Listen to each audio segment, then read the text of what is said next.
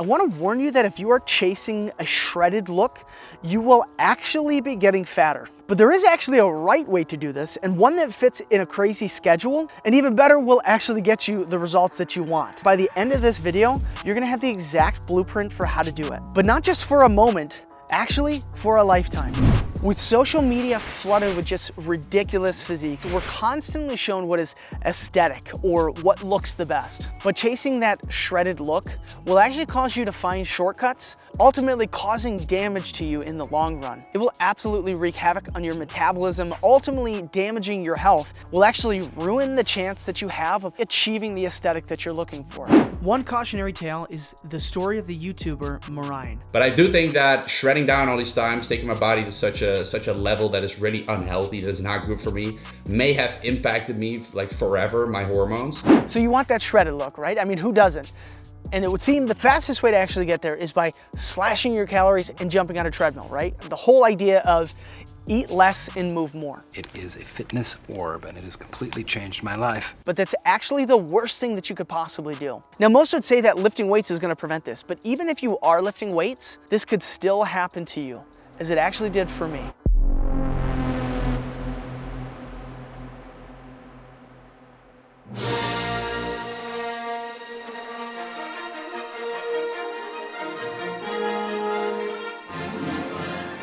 In a galaxy far, far away, a lone figure named David. Really? David? I could have been like Blaze Rain? Whatever. David once roamed the earth seeking the forever fleeting, shredded aesthetic. All right, enough theatrics. So years ago, I actually started my first official cut because I really wanted to get shredded. I wanted that very shredded look. I had a very specific look in my mind of what I wanted to achieve, and I felt super confident in order to be able to get there. So I started introducing more cardio and cutting calories and cutting calories. And did I mention cutting more calories? And even though I was lifting weights, by the end of the diet, the reflection in the mirror told me that something was massively wrong, but I had no idea what. And ultimately, I ended up doing exactly what I want you to avoid. But at the time, I didn't know what was going on. Because what I didn't know at the time is there was actually research that could have saved me from all of that frustration. Joseph! Oh, shut up! Oh, Joseph! I can't go back in time and save myself then, but what I can do is use this information to hopefully save you that pain and frustration now. And if you're a parent or just short on time like I am, you don't always have time to dive into the research, but what I want to do is give you a quick crash course that's going to give you everything that you need to know so that you can actually avoid this and get the look that you're going for. So the first reason that's going to actually lead you down this path of getting fatter when you actually are trying to look more shredded is something called metabolic adaptation. What? What? Huh? Jeez, metabolic adaptation. Why do you guys always do this? Go away.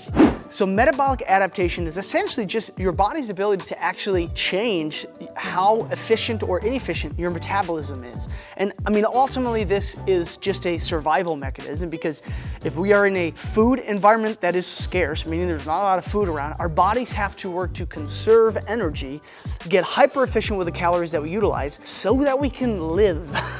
But the cool thing is this works in the opposite direction as well, because when food is more abundant and you're providing the proper stimulus, i.e. muscle building, you can actually speed up your metabolism. Now, another reason why we can end up down this road is just simply because of adding cardio into the mix. Now, cardio, it just presents a kind of mixed bag because there's some pros, but there's also some cons. But when you are talking about fat loss, cardio can just throw a wrench into the entire equation because what our body tries to do when you're introducing cardio is just to get hyper efficient at being able to do the movements that you're doing. So studies will show that you can actually adapt to cardio fairly quickly. I've seen some say as little as 2 weeks, you can actually adapt and become hyper efficient at that movement, whether it be running or an elliptical or whatever the case might be, or biking. And what essentially your body does is it's trying to expend less energy when you're doing that particular movement because it wants to be efficient, it wants to get good at that movement. And in addition to that, the best way to do that is actually paring down muscle, which leads me to the next problem that you're actually going to run into when you start going down this road. Because since your body's already now paring down muscle, you have less metabolic flexibility. Essentially, you have less need for energy, for calories, because muscle is expensive tissue. It requires a lot of energy. So the less of it you have, the less energy that you're going to be able to burn. And therefore, that signal, on top of the fact that you're probably now slashing calories because you're trying to get the scale to go down, will send all of these signals to your body to pare down muscle more and slow down the metabolism even more. But that is not the only problem. And since you're saying bye-bye to the calories, baby, bye-bye-bye, couldn't resist. But because you're slashing those calories, your body not only is going to slow down your metabolism in order to preserve energy, but it's also going to start upregulating hormones that are going to tell you to eat more. One of these hormones in particular is called ghrelin. And ghrelin is kind of known as your hunger hormone. When your body wants you to eat more, that hormone will actually increase and it will tell you, do you want to put more food in your mouth? And when that's happening, it can cause your cravings to actually skyrocket. And of course, all of this is going to lead to one massive problem. So if you go this route, you're going to be losing weight, but it's not all going to be fat. Because when you cut too aggressively and you don't train properly, your body's going to continually pare down muscle, which therefore then just slows down your metabolism even further. And this is exactly where I ended up in my own story. Because before I started dieting, I was maintaining my weight on around 3,000 calories. By the time I finished the diet, I was gaining weight on only 2,200 calories. Now let's say you go this approach and you finally hit a number on the scale where you feel like you've done it. That was your goal number that you wanted to hit. You're actually going to be fatter than when you started, even though the number might be lower on the scale. You're just gonna be a smaller, skinnier, weaker version of yourself before. And that's exactly what I ended up. Let me explain it this way. So if you come to me and you say you wanna lose weight, well, I could tell you, I could cut off half your leg.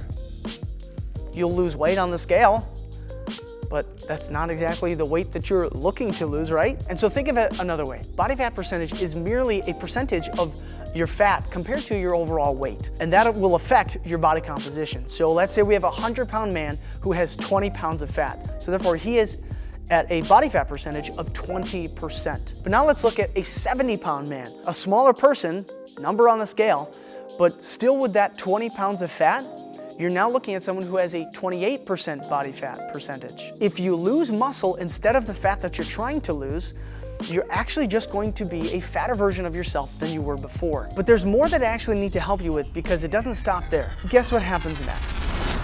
Most people end up possibly losing weight on the scale, but then they have a super slow metabolism. And on top of that, their body's pared down muscle, and now their cravings are skyrocketed, and they're just desperate to eat anything. And so what typically happens is you'll see a rebound. And what happens when you rebound? Did you know that the number of fat cells in your body that you have actually is a constant number? Your body doesn't add or take away fat cells. They simply change in size, except for one scenario.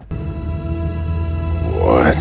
When you binge and rebound after getting super, super lean. Because at that point, your body is desperate to prevent you from going through a starvation scenario like this again. So that is the one time where your body will actually add additional fat cells. Now this can make it insanely hard for you to get lean after that point, because now you have more fat cells. So you tell me, is that healthy? But I don't want you to actually give up hope, because even if that has happened to you, there's still a way out of this. Now, to make matters worse, you actually have a ton of channels out there that are pushing this super shredded aesthetic, this look that we're all chasing. And it appears to just be normal. And it does have the tendency to actually create an unhealthy standard of what normal is and what healthy actually looks like. But what most people don't actually realize is that these physiques take a long time to actually create, on top of the fact that some of them are going to be on, supplements that are going to help get them there that much faster. But all that aside, it does still create this false idea of how long it actually takes to get there.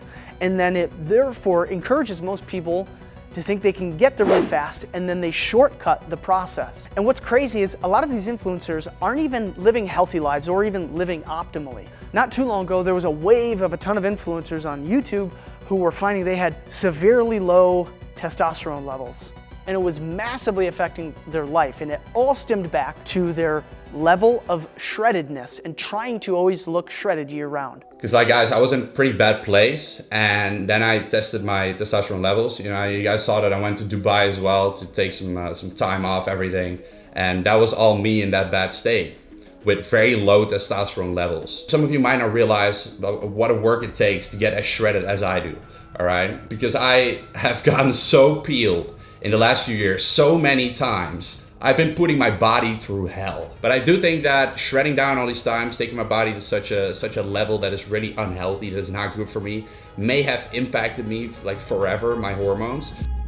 So what you have to remember is we all actually have a genetic set point. And now when you hear me say set point, don't look at it as though my body has this one specific weight that I'm always going to be. But our genetics do tend to keep us in a set range that they like to be in. It just means there's a comfortable spot where if you just live status quo, you'll tend to remain there. Jeff Nippert has a great video on this. And so for some people, it's going to be easier for them to stay very lean because their body just naturally can tend to live there. This is people like Jeff Cavalier from Athlean X. It's a lot easier for him to stay at those lean levels of body fat. But staying at sub 8% body fat, very likely for you is not actually healthy. But the problem with all of this though is that it leaves you chasing a look, chasing the aesthetic versus actually chasing a goal, because there is a difference, and it could mean the difference between you actually reaching your goal or not. Because first you need to remember this. If you focus on your health, the aesthetics will follow. If you only focus on aesthetics, not only will your health start to decline, but then of course, because you're unhealthy, your aesthetics will also start to decline. Now we can say that, but how does it actually make it true? So to be shredded is insanely subjective. I mean, what actually is shredded? And a certain body fat percentage on one person is gonna look insanely different on another person. We all hold body fat in different ways and in different places.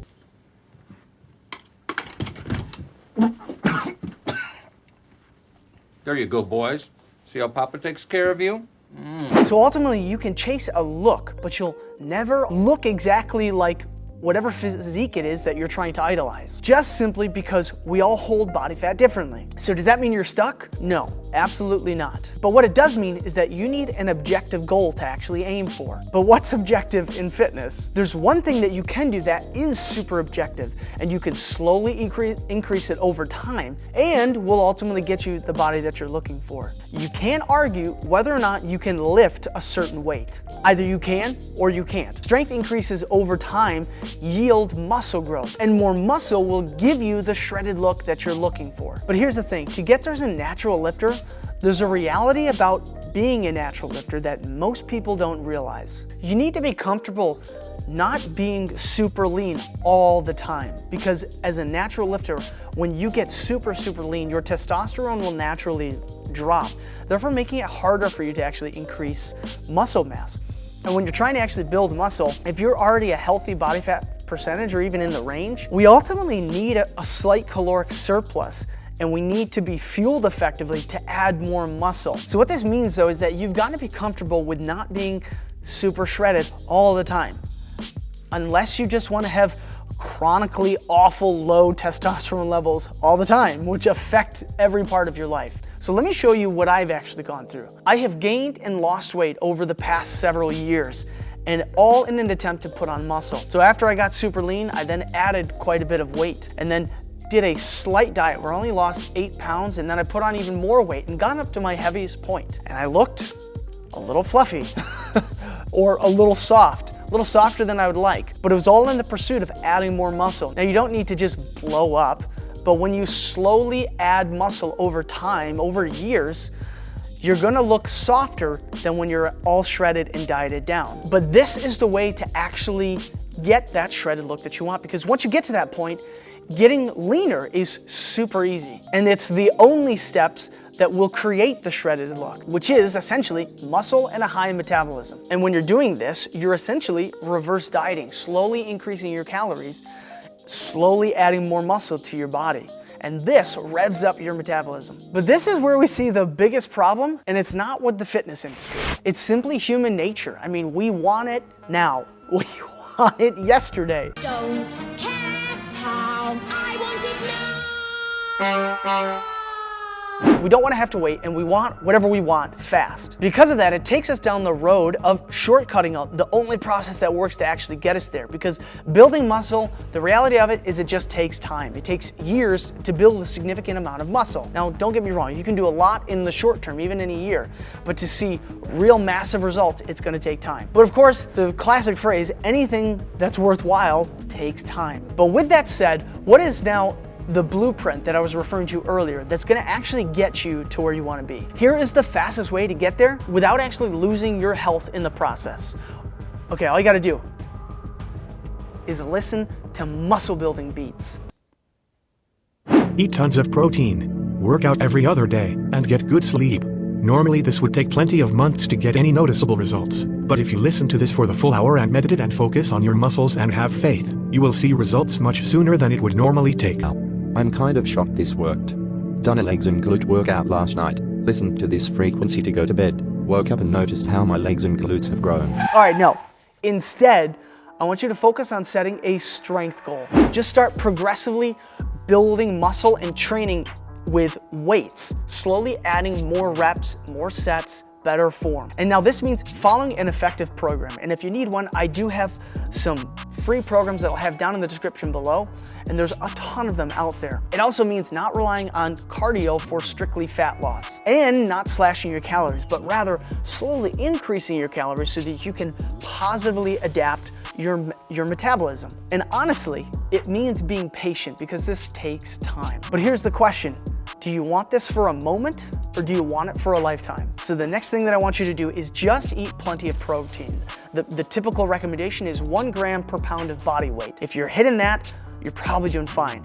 And if you're severely overweight, what I would do is just go for 1 gram per pound of ideal body weight. Then I want you to just track your body weight throughout the week. If you're lifting for a year or less, then if your weight stays the same, then you're in a beautiful place. That's fine. I don't want it to drop because it means you're adding muscle. Next, I want you to really focus on sleep and fueling your body's recovery because that's what's going to give you the positive adaptation, which adds muscle to your body. And then the cool thing is once you get to the point where you feel like you just can't eat anymore, now it's time to slowly drop your calories, starting with a deficit of about maybe 400 calories. And then watch how fast your body will start to lean out. Repeat this over and over, but then I want you to follow these steps so that you don't waste years spinning your wheels and getting frustrated, not looking lean and looking as strong as you wanted to. And as always, be intentional, bring the intensity, and I'll see you over there on the next video.